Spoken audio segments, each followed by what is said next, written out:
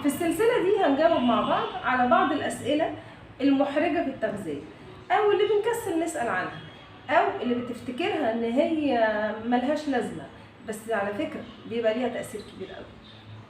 النهاردة هنجاوب على ليه بنلاقي ناس في حياتنا بياكلوا كتير بالرغم من كده ما بيتخنوش، ويمكن كمان يكونوا بيخسوا. معاكم إيمان الجندي، استشاري تغذية علاجية، سمنة ونحافة ورياضيين، حوامل ومرضعات، أطفال وبالغين، وكبار سن، وذوي أمراض مزمنة.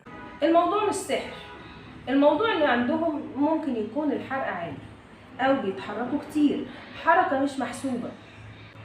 غير كده في عادات بسيطة ممكن يكونوا بيعملوها بتأثر كويس جدا على الوزن، زي ان انا اكل ببطء مثلا، اندغ بالراحة وابلع بالراحة، او بشرب مية تكفي الوظائف الحيوية للجسم، بشرب كفايتي من المية. النوم المنتظم الليلي، اهم حاجة يكون نوم منتظم ليلي. كل ده بيساعد الجسم انه يحافظ على وزنه الطبيعي، ولو الرياضة او الحركة الكتير مش محسوبة هتلاقيه بيخس.